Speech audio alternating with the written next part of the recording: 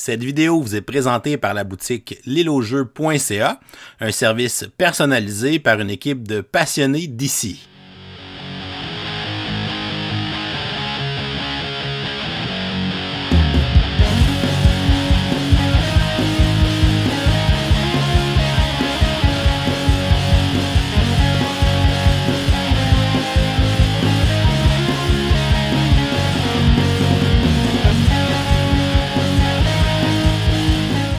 Bonjour chers amis joueurs, ici LP et bienvenue à ce nouvel épisode de Kickstarter sans Not dans lequel je te présente, dis-je, le jeu Skyrise de Roxley Game, qui est une réédition d'un vieux jeu de Istari qui s'appelait Metropolis, que je possédais à l'époque et que je ne possède plus puisque maintenant je possède Skyrise. Skyrise, c'est un jeu d'enchères, 2 à 4 joueurs. Il y a plusieurs éditions du jeu qui existent, versions, dis-je, du jeu qui existent. Tu vas voir la version Deluxe du jeu, donc j'ai pas les composantes de base, fait que les composantes, j'ai juste les composantes de luxe. Donc comme d'habitude, je te montre comment on l'installe, comment on y joue. Je reviens dans quelques minutes, c'est pas super long, pour te dire ce que j'en pense. Au niveau de la mise en place, on va avoir une mise en place différente qui va se faire en fonction du nombre de joueurs. Si on joue à 4 joueurs, on va utiliser les 4 îles, comme c'est le cas présentement. Si je joue à 3 joueurs, j'en enlèverai une. À 2 joueurs, j'utiliserai seulement 2 îles que je placerai de façon aléatoire. De la même façon, dans mon sac de jetons, je vais avoir des jetons à aller enlever de chaque type de couleur selon si je joue à 2, 3 ou 4 joueurs. Dans mon cas, à 4 joueurs, j'en enlève pas. Mais si j'étais à 3 joueurs, par exemple, ben dans les jetons de couleur, j'en enlèverais 3 de chaque type de couleur, en plus d'enlever ces 2 petits jetons-là ici. Si j'étais à 2 joueurs, j'en enlèverais 2 jetons de chaque lettre A, B, C et D également. Fait que donc, une fois qu'on a fait cette mise en place-là, on va aller placer tous les jetons en plaçant un jeton sur chacune des zones. Fait qu'on les pige un par un, on les place sur chacune des zones comme ça, jusqu'à temps que toutes les zones soient remplies. Ensuite, on va aller placer nos cartes de score de fin de partie. Pas loin du plateau de jeu, il y a cette carte-là qui est toujours en jeu, qui est le Island Control, le contrôle de l'île. On la garde toujours en jeu, est identifié, son dos est également différent. Fait qu'on va le garder pas loin du reste du deck de cartes qui ont ce petit symbole-là derrière. On va brasser ça au hasard, on en pige 2 au hasard. On va aller les placer proche de la carte qu'on a mis de côté. Ça va représenter nos autres cartes de score. Les 3 cartes restantes, on peut les retourner dans la boîte, on n'en aura pas besoin. On va également avoir besoin de ces jetons-là qui sont chiffrés respectivement à 3, 4, 5 et 8. On va les retourner face cachée, les brasser comme il faut. Puis une fois qu'on va les avoir brassés, on va aller les placer juste ici sur les zones A, B, C et D. Ils vont donner la valeur aux jetons lettrés qui sont sur le plateau de jeu. On va garder pas loin de la zone de jeu la clé de la ville, et si on joue à 3 ou à 4 joueurs, on va également aller chercher la clé à 4 points, pas seulement celle à 10 points. On les garde les deux proches de la zone de jeu aussi. Au niveau de la mise en place personnelle, chaque joueur va prendre un plateau personnel, il va choisir le côté de son plateau, ils n'ont pas de différence mécanique, c'est seulement thématique. Il n'y a rien à placer sur son plateau, par contre, chaque joueur va prendre aussi une série de bâtiments qui est à sa couleur. Il va séparer ses bâtiments en 2 séries, il va avoir une série où on a des chiffres 100 points en dessous, puis on va avoir une série où il y a un point en dessous de chaque chiffre. Cette série-là, pour l'instant, on la met de côté, on ne s'en servira pas. Avec cette série-là, on va mettre notre merveille, qui est le seul bâtiment qu'on ne peut pas virer à l'envers pour voir son chiffre. Il ne tient que dans un sens, contrairement à tous les autres bâtiments qui tiennent dans les 2 sens.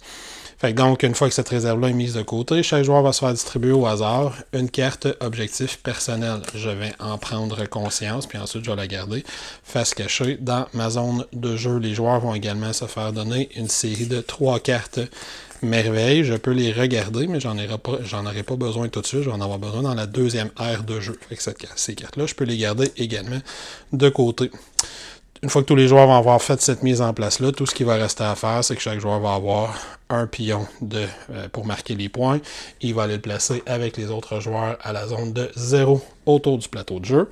On va désigner un premier joueur au hasard et on est prêt à commencer à jouer. Donc si on commence par un petit survol du jeu, le jeu Skyrise va se jouer en 2 grandes aires. À la fin de chacune des aires, il va y avoir une phase de score. À la fin de la deuxième ère, celui qui va avoir le plus de points va remporter la partie. Comme je le disais, le jeu va se diviser en 2 phases. La première phase va se terminer une fois qu'un joueur joueur, peu importe lequel, va avoir terminé de placer sa première série de bâtiments, c'est-à-dire les bâtiments qui n'ont pas de points, à l'issue duquel on va faire une première phase de scout. On va commencer une deuxième phase, une deuxième ère.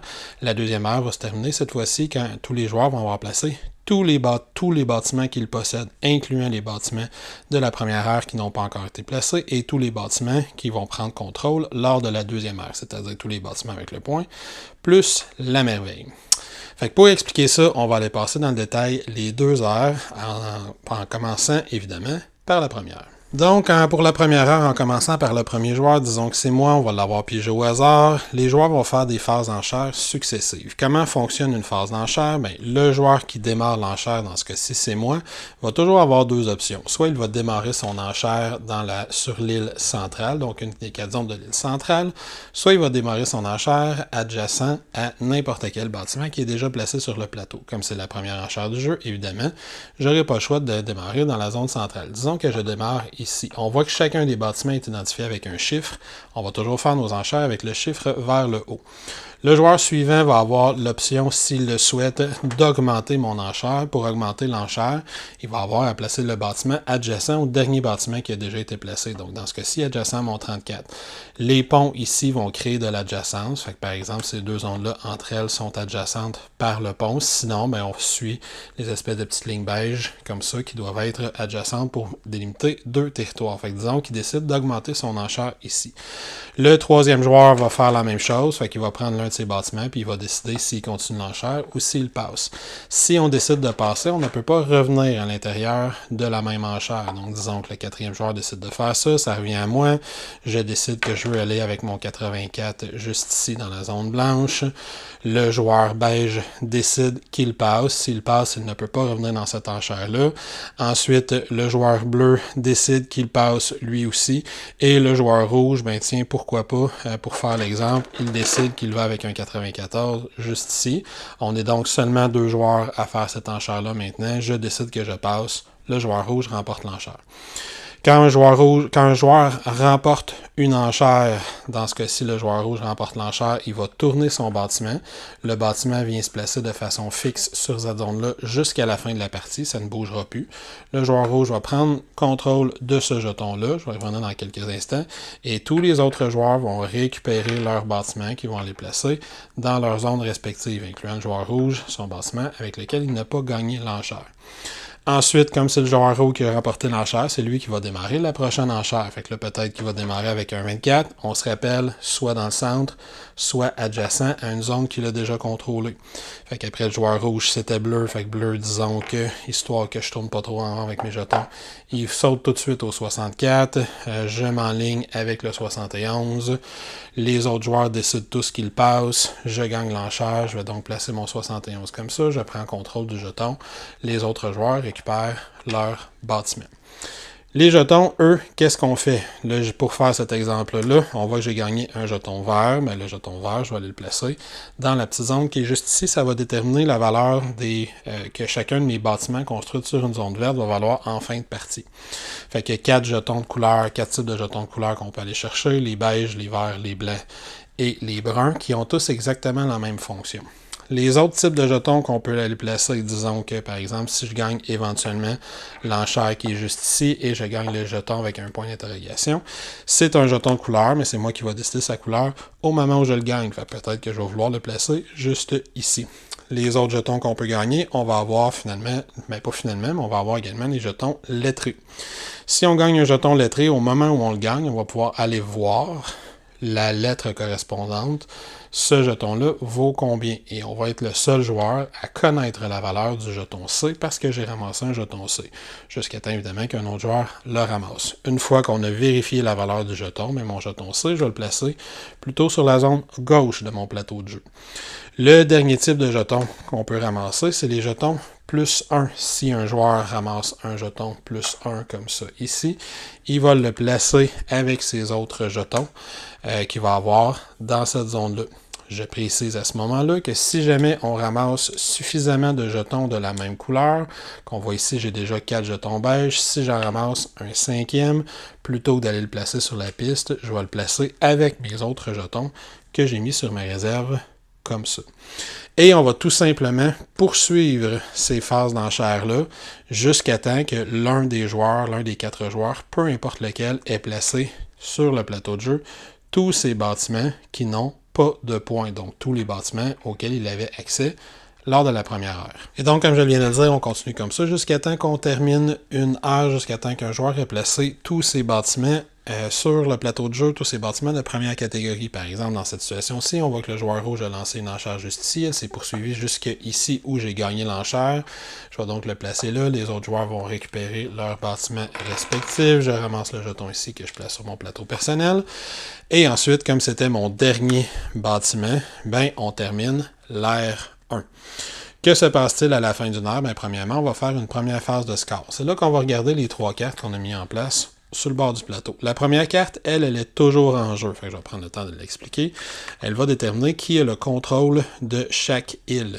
Pour savoir qui a le contrôle, on va regarder qui a le plus de bâtiments de la hauteur la plus haute. Il y a 3 hauteurs de bâtiments dans le jeu. Si on a une égalité, on va regarder la deuxième hauteur. Si on a une égalité, on va regarder la troisième hauteur.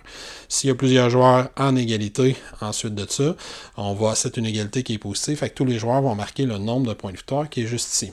Par exemple, si je regarde mes 4 îles ici, je regarde l'île en haut à gauche, on voit que dans les bâtiments le plus haut, c'est le joueur bleu qui a le plus de bâtiments le plus haut. Il y en a un, les autres joueurs n'en ont pas.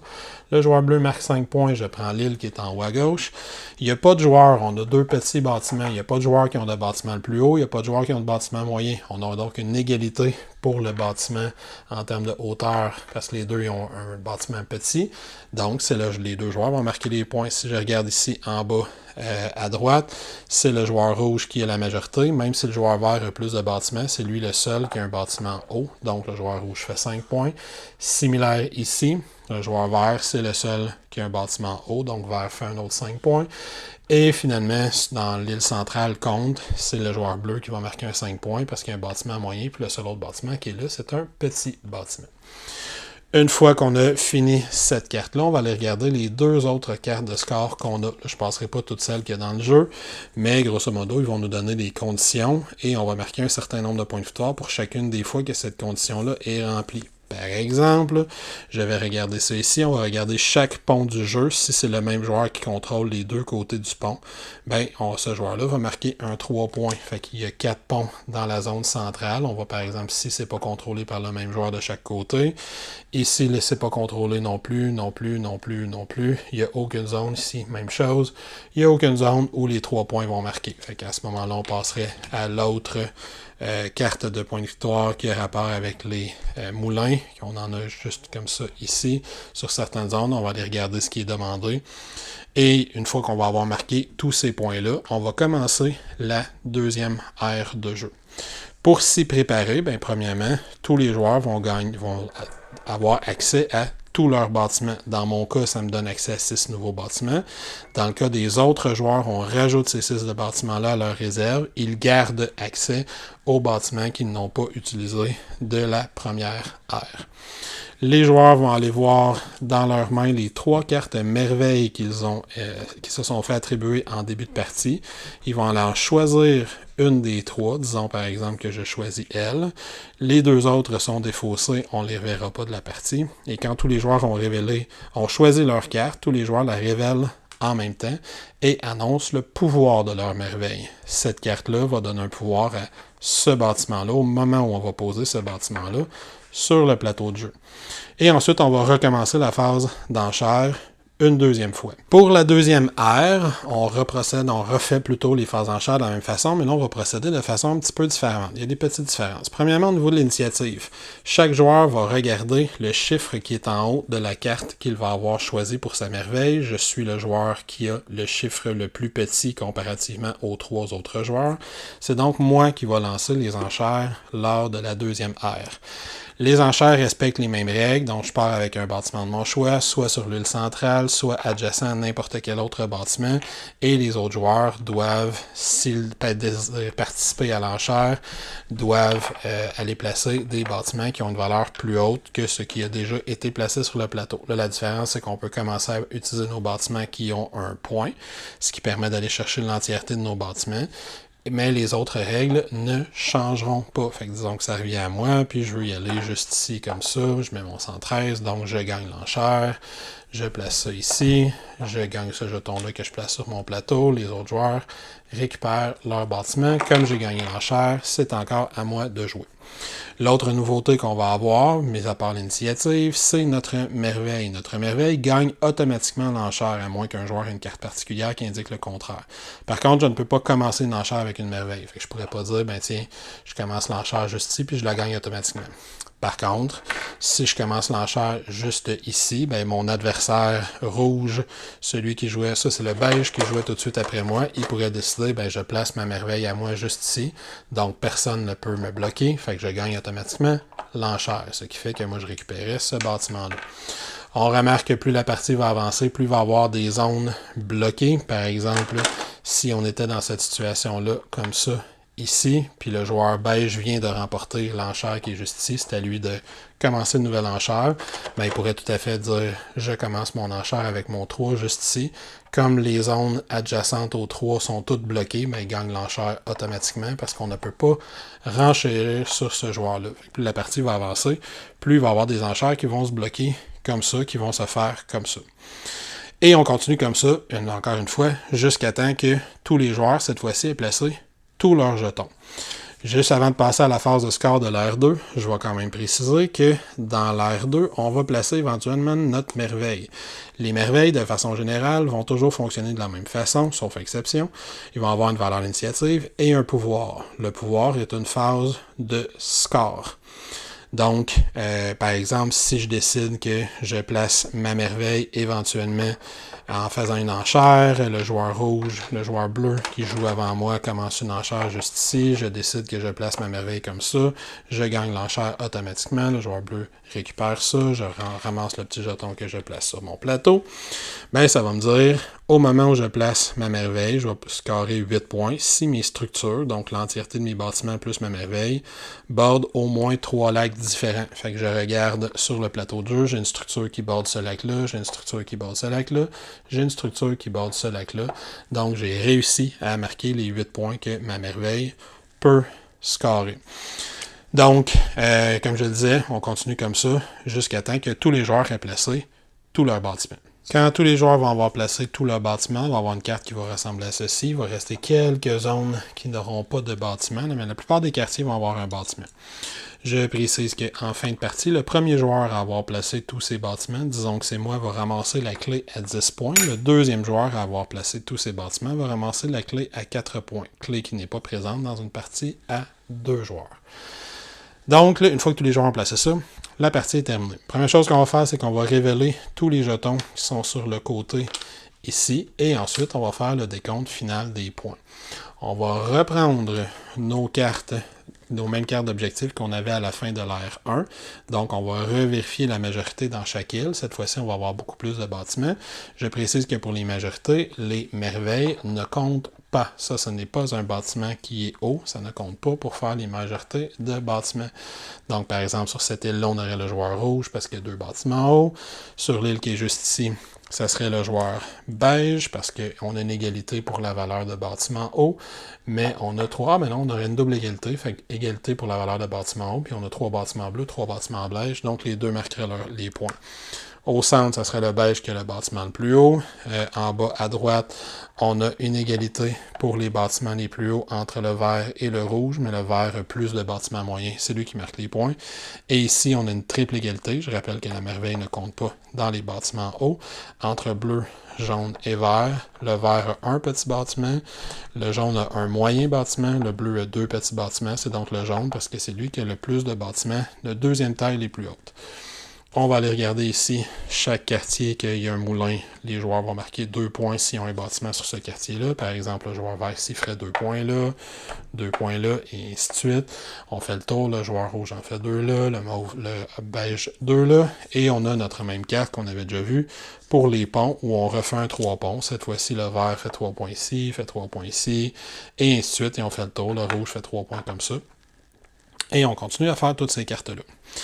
En plus de ça, on va aller compter le nombre de points qu'on a ici.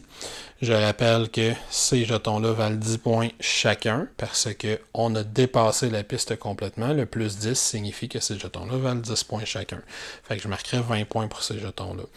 Mes jetons A, B et C vont avoir la valeur selon ce qu'on a révélé ici. Fait que mon jeton A vaut 8, mon B vaut 4, mon C vaut 3 pour un total de 15 points. Et je vais avoir finalement ces jetons-là, les plus 1, ça me permet de les expliquer, vont rajouter 1 de valeur à chacun des autres jetons que je possède. Fait que ces deux-là valaient 11 à la place de valoir 10. Ceux-là valaient 1 point de plus par jeton. J'ai ça 2 fois, ça me faisait donc un 10 points supplémentaire.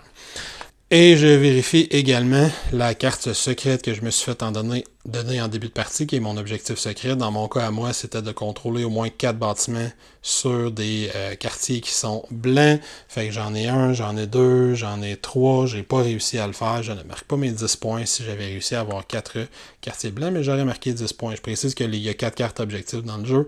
Les 3 autres joueurs ont présentement, il y en a un qui c'est 4 bruns, il y en a un qui c'est 4 verts, puis il y en a un qui c'est 4 jaunes. La dernière chose, et de loin la chose qui va me rapporter le plus de points, ce sont mes bâtiments.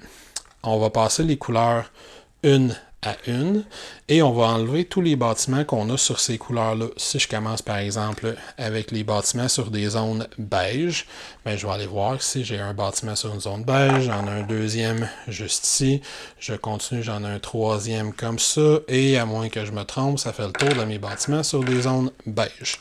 Mes bâtiments sur des zones beige vont marquer 4 points chacun, donc je ferai 12 points. On remarque que si j'avais eu un jeton de moins, ils auraient marqué 6 points chacun.